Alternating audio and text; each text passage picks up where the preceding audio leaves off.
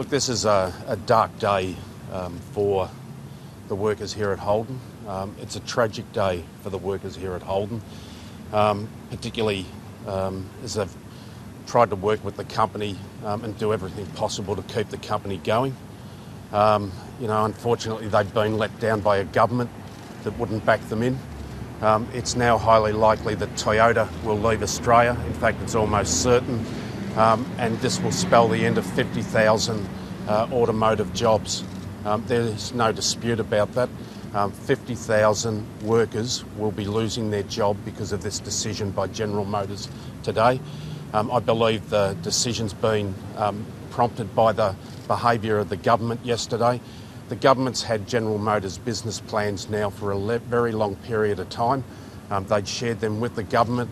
They'd shared them with the former Industry Minister, Kim Carr. The government knew what was required to keep Holden in Australia and keep the automotive industry in Australia, and it's instead chose to just abandon those 50,000 workers. My heart...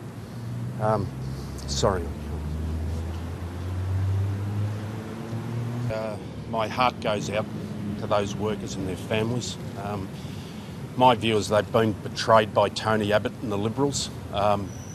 It's going to be devastating for the economy of Australia. There's going to be a $21 billion hole ripped into the economy.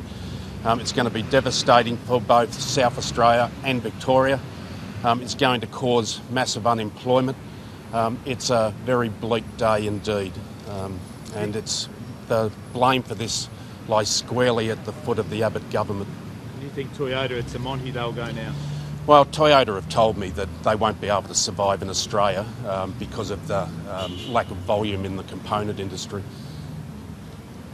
Mr Devereux fronted the Productivity Commission yesterday and said no decision had been made. Do you think that was true? Yeah, I do. I think the performance of the coalition in Parliament yesterday brought this on.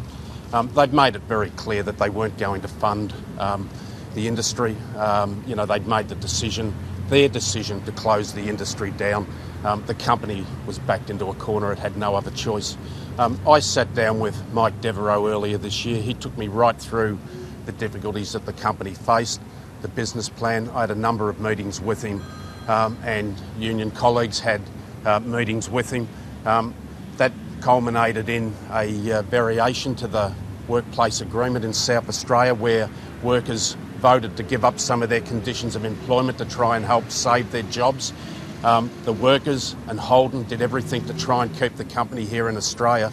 It's been the federal government that hasn't played ball. It's been the federal government that has made a decision that 50,000 people should be put out of work.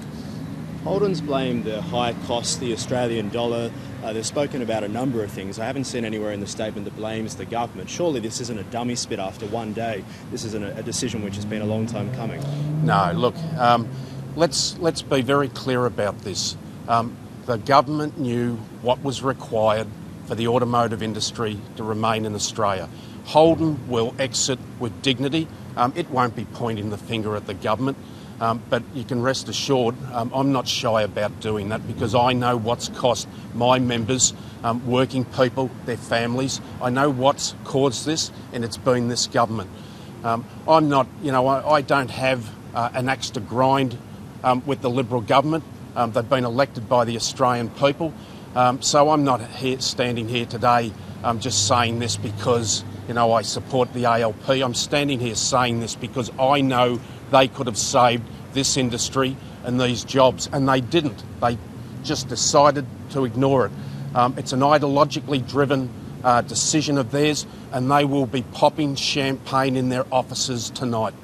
What jobs will these people have to go to? Well, that's a good question because there is not going to be a lot out there. If you think about 2016, you're going to have Ford closing, component manufacturers closing, you're going to have Holden closing. Where will be the jobs? In Elizabeth in South Australia, the unemployment rate is already 14%. It's 40% youth unemployment there. And you've got to remember that if you work an hour a month, you're considered to be employed. There is no employment in Adelaide. It will devastate the community of Elizabeth. It will devastate Adelaide. There's already been a lot of reports into this that clearly identify this. It's not even disputed. It will devastate Adelaide and to a lesser degree, but still significantly devastate Victoria. What kind of future do you see for the car manufacturing union? Well, that's not something that I'm even thinking about today. I'm thinking about my members, to be quite honest. This is not about me. This is not about the union. This is about my members and what's happening to them, and about the 50,000 workers all up in the industry.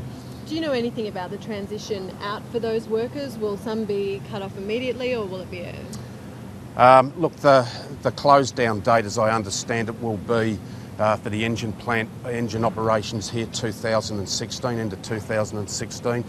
In South Australia it'll be end of 2017. So, we'll obviously sit down as we've done at Ford's this year and start to negotiate about an assistance package for the workers.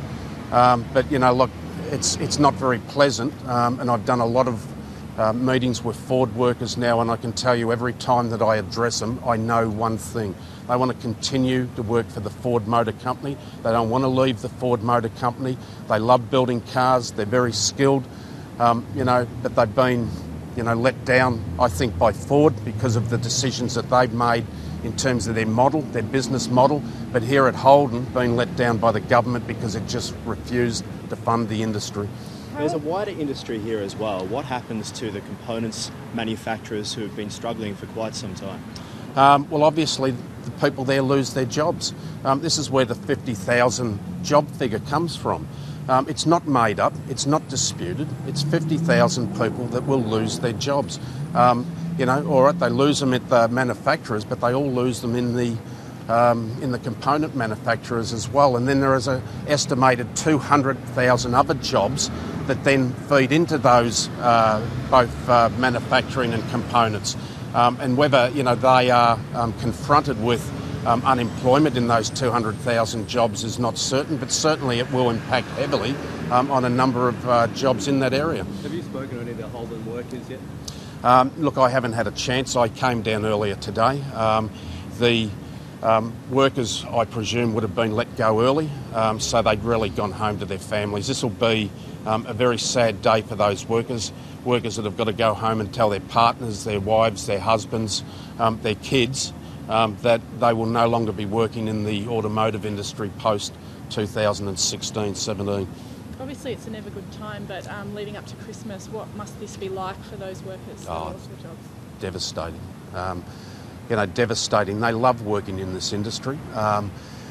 People come, they start in the industry, they either leave very quickly or they stay for a long period of time, and they stay because they love doing what they're doing. They love building things. That's being taken away from them. And that's, I think, underestimated too much. We are now so preoccupied about the economy, about dollars and cents and everything else that drives that. We've forgotten about our people. And making sure that they have the dignity of work and good, well-paid jobs. For a lot of our workers, what we find is that they finish up in precarious employment. They'll sit by a telephone between 6 and 7:30 at night waiting for a phone call from the labour hire company to say come down and work at wherever. If they get an hour's work a month, they're officially unemployed, but they're struggling, they're doing it hard. This is going to be devastating for these people. Obviously this is something that's affecting you as well. How did you feel when you got the news? I was gutted.